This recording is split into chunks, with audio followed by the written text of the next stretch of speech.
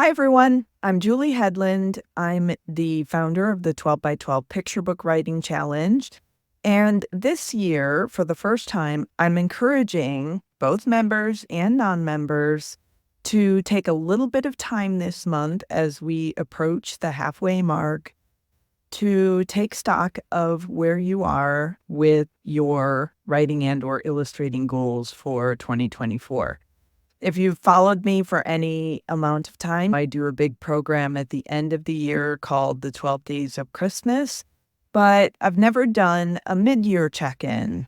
And I think that's needed because, first of all, if you wait until the end of the year, by then it's too late to make any changes. And secondly, things evolve in your goal, right? Some of the things that you said you were going to do at the beginning of the year maybe have fallen off because you've done other things.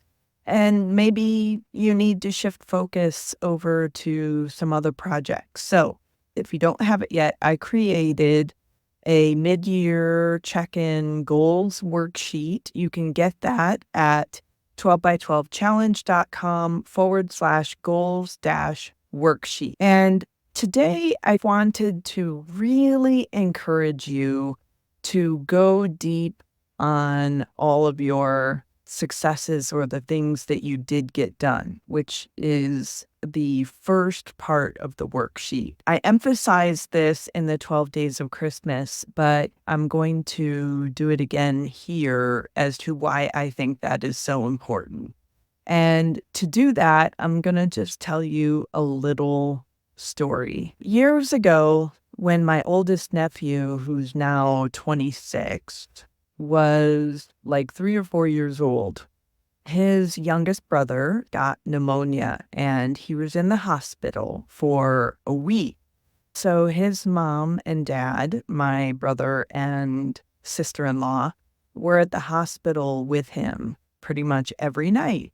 I was babysitting most nights that week, and it was stressful for everybody, right? But I was really trying my best to make things as routine, as ordinary, and as pleasant as I could for my niece and nephew.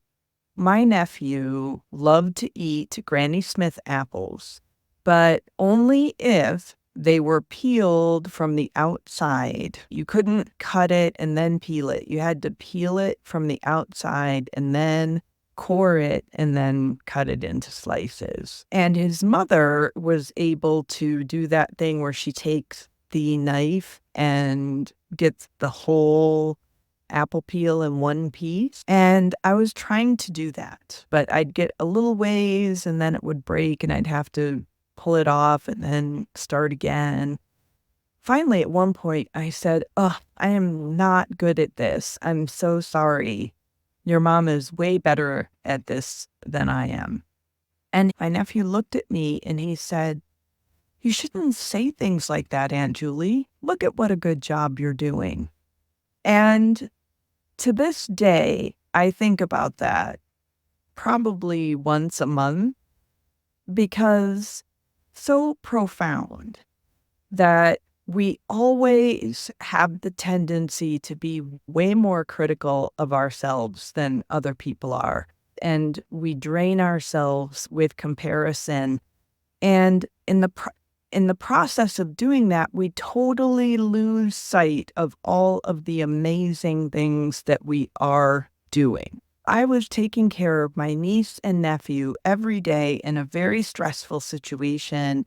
I was getting their dinners. I was peeling the apples. I was working full time, keeping up with my job and my household responsibilities. Look at what a good job I was doing. And the same is true, I guarantee you, for your writing and how you are moving forward toward your goals.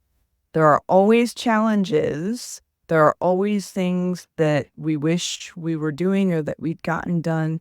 But I can guarantee you that there's so much that you have gotten done and you need to honor that. So that is why that first part of the mid-year goals check-in worksheet is so important. Please, even if you don't get to the goals for the next 6 months, if you do nothing else with the worksheet, make sure that you fill out the first part. Again, if you don't have it already, you can grab it at 12by12challenge.com/goals-worksheet.